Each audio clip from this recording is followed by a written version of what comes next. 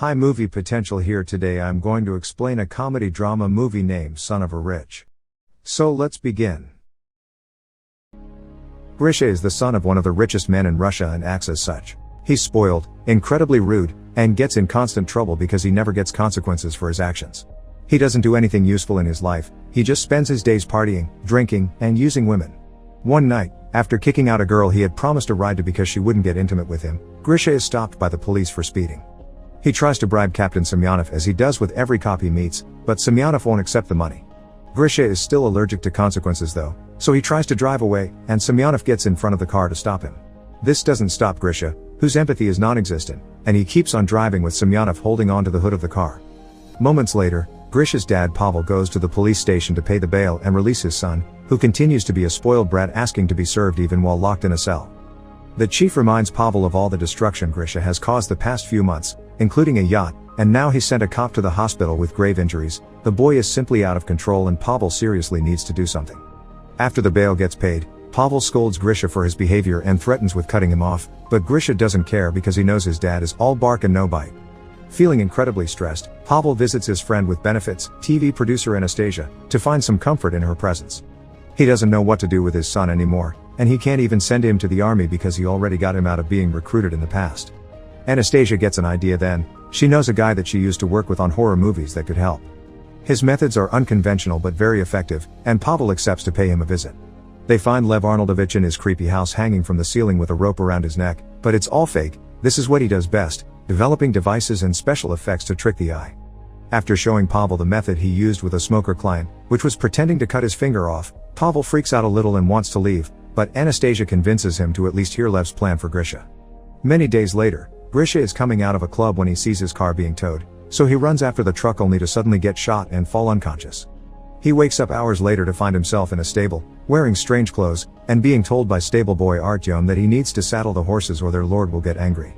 Grisha doesn't understand what is going on, especially when foreman of the college comes to drag him out and kick him while yelling at him for not following orders.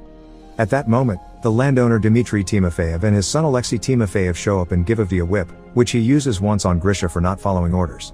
Dmitry tells him to get the horse ready now or he'll get a worse punishment, but when Artyom takes him back to the stable, Grisha jumps through the window and runs away.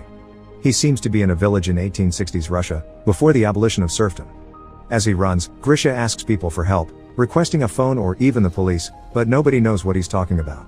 Eventually, he makes it to the estate borders and accidentally falls into a lake, so when he comes back to the village to get dry clothes, he's captured by Avdi and taken to be hanged for having run away. Luckily for him, Dmitry's daughter Aglaya shows up and asks her dad to have mercy on the prisoners because she's tired of all the killing. Seeing as it is her birthday, Dmitry agrees and Grisha is allowed to live. A bird is flying above them, taking it all in before leaving to enter a building near the edge of town. It's actually not a bird, it's a drone pretending to be one, because this whole deal isn't time traveling. It is Lev's plan to teach Grisha some discipline and Pavel's money allows for such an expensive production. Lev is in charge with the help of Anastasia, who uses her experience as a TV producer to keep the illusion going without any mistakes. There are cameras hidden everywhere in town, even in the trees, and there's always a sniper ready to shoot Grisha with a tranquilizer in case something goes wrong. After seeing the whipping of his son is real, Pavel is starting to wonder if he's done the right thing, but Lev convinces him this is for Grisha's own good. After seeing Lev and Anastasia argue, Pavel can't help to wonder what's the issue between them, and Lev explains that when Anastasia said they worked on a horror movie together she meant they used to be married. While Grisha spends some time alone in the stable coming to terms with the fact he's traveled in time, the actors are given the scripts for the next scene. The director reminds everyone of the rules: women shouldn't shave their legs, men shouldn't shave their faces, and things like bras, underwear, earrings, and rings are forbidden. Alexei picks his script up after saying hello to his girlfriend. Liza, who works, is in charge of the horses and not acting. He also makes fun of Aglaya for her contract. The writers want her to be Grisha's love interest, which means she'll have to sleep with him, and that has Alexei wondering where the line between actress ends and harlot begins. Grisha starts living through an awful routine in the village. He has to wake up before dawn, eat broth with only flies as meat, work with horses he's scared of, use the forest as his bathroom, wear pants without underwear, and get whipped every time he's disrespectful. One afternoon, Misha is taking a break from work when he suddenly hears Aglaya crying, who explains to him that she's sad because her father wants her to marry an old rich man.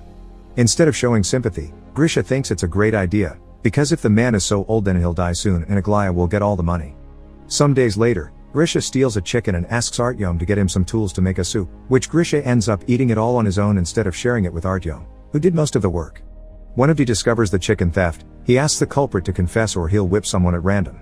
Once again, Grisha fails to show any sympathy for another human being and watches how Artyom is taken away for whipping without saying a word. Moments later, Artyom meets with Grisha and shows him the scars on his back, courtesy of the makeup department. Grisha continues not to care, and while explaining Artyom why, he sees Liza jumping off a horse and notices that she's wearing modern underwear when her skirt accidentally gets stuck. This could mean something for his situation, so he runs after her and throws her on the ground to try and see her panties again. But luckily other villagers intervene and get him off her so she can run away. Seeing as Grisha isn't making any progress, Pavel wants to shut down the whole operation, but their discussion is interrupted by some big news. Grisha is looking for Liza to apologize. The villager actors at first ignore him, since he isn't supposed to even know Liza, but Lev thinks this a great opportunity to get some progress done and orders the actors to tell him where she lives. Grisha apologizes to Liza, who has brought a wood stick with a nail just in case, and Liza accepts the apology but promises to still be wary of him for a while. Some days later, it's time to celebrate Ivan Kupala, a traditional holiday considered to be the most magical night of the year. Legends say that whoever you spend the night celebrating with will spend their whole lives with you. At the party, Grisha teaches the musicians how to play the lambada and gets the villagers to form a conga line, which Aglaya jumps into to tell Grisha that the prospect of an arranged marriage is too much for her to handle, so she'll walk into the lake tonight. Instead of following her to stop her though, Grisha finds Liza and begins telling her stories about the technology of the future after she takes pity on him and his loneliness and tells him she believes him when he says he's a time traveler. Their chat is interrupted by Artyom, who after several failed attempts to distract Grisha from Liz, mentions Aglaya has been seen near the lake. Grisha finally puts two and two together and rushes to the lake to save her and take her back to the village. However, when she comes on to him, he turns her down and goes searching for Liza instead. She isn't at the party, so he goes to her house, where all stagehands hurry to hide before she opens the door. Grisha wants to spend the night in Liza's company to see if the legend will come true for them, but Liza isn't interested and closes the door on his face. The next day, Lev decides Liza will be Grisha's new love interest, so she becomes another actress on set. She doesn't like Grisha very much and won't accept to kiss or sleep with him, but she does want to help make him a better person, even if Alexei isn't very happy with seeing his girlfriend get involved like this. The production begins a new plot in the story. Alexei is found drunk downtown, having caused a lot of trouble and getting the sheriff hurt, thinking it was his right because he's a noble. Instead of feeling disgusted by the entitlement though, Grisha gets jealous because he thinks Alexei had a very fun night out. His attitude changes however, when Dmitry wants him to take his son's place and get the punishment instead of him. At first, Grisha doesn't want to do it, but Dmitry offers him his freedom and good food in exchange, so he accepts. This time he remembers to share the food with Artyom. Meanwhile, Anastasia and Lev start to get along again, and Pavel worries that they may get back together, but Lev finds this idea laughable because Anastasia obviously loves Pavel. This is shocking news for him since he's always thought their thing was only carnal, and now he has some serious thinking to do. Grisha is whipped 24 times, but Pavel can't bring himself to watch it on the screen, so he leaves the room. Anastasia follows him and comforts him by proving how well Lev's plans work. It was his finger-cutting trick that helped her quit smoking. After the punishment is over, Grisha goes to the landowner's house to ask for the papers that would grant him his freedom. Dmitry isn't around, so it's Alexei that receives him only to throw him on the floor, kick him and spit on him while calling him an idiot for ever believing they would set him free for real. Grisha stands and closes his fists, thinking about defending himself, but decides to leave the house without a word, to Lev's disappointment. From then on, Grisha continues to work as a stable boy, but he also starts spending more time with Liza and falling in love with her. One afternoon, while they are taking a walk together, they see a bird flying in a very weird pattern. It's a drone that has lost control. While the producers get the sniper ready in case it falls, Liza tries to distract Grisha by telling him she's seen the bird since she was a kid and she believes it to be her guardian angel. Thankfully, in the end, there's no need for the sniper. The technicians regain control of the bird and get it out of there. Meanwhile, Alexei and Aglaya are both rather angry with how things are going. Aglaya can't believe she's been replaced by Liza, and Alexei doesn't like seeing his girlfriend spend so much time with another man.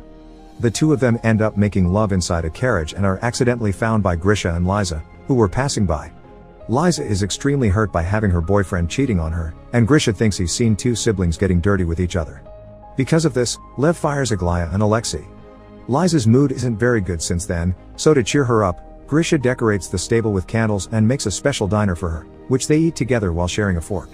Afterward, they go stargazing, and Grisha admits that if he was free, he would marry Liza. Remembering how he was tricked by the promise of his papers, he confesses he did want to punch Alexei and he didn't because when he looked at him, he saw himself. Touched by how much he's grown, Liza kisses him. Meanwhile, in the real world, Aglaya is on a famous talk show, telling the world about how Grisha has been kidnapped and now is getting tortured for fun. The police appear on the news announcing an investigation, And when Pavel sees this, he panics and wants to shut it all down before they arrive.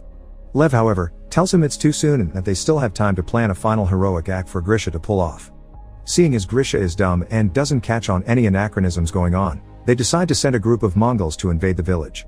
Grisha is spending time with Liza when she suddenly tells him that if for some reason they get separated, she wants him to know that for her, everything has been real. Artyom arrives then and tells them to quickly come back to the village because the Mongols have attacked. Believing the story with no issues, Grisha thinks that they should go the other way to avoid danger, so Artyom uses an excuse Lev feeds him through his hidden microphone. The Mongols will burn the village if every worker isn't there. In the village, the Mongols have been given a huge food offering, but their leader also wants a woman, so he chooses one from the crowd. Her father immediately jumps in to defend her, and since Mongols respect bravery, they allow him to duel one of their soldiers for her freedom. The father loses and gets decapitated, but since he paid with his blood, this is enough to buy his daughter's freedom. So the next woman the leader chooses is Liza, but no matter how much she cries out for Grisha's help, he gets scared and goes away. Seeing the plan didn't work, Pavel is ready to shut it all down, especially since the police are on his way, but Lev wants to wait a little longer because he believes in him. When Grisha sees the bird drone fly above him, he takes it as a sign from Liza's guardian angel and decides to do the right thing. He gets on a horse and, after grabbing Liza's old stick, he rides back and hits the Mongols on the head before getting Liza on the horse with him and riding away. Right after they leave, the police arrive on set.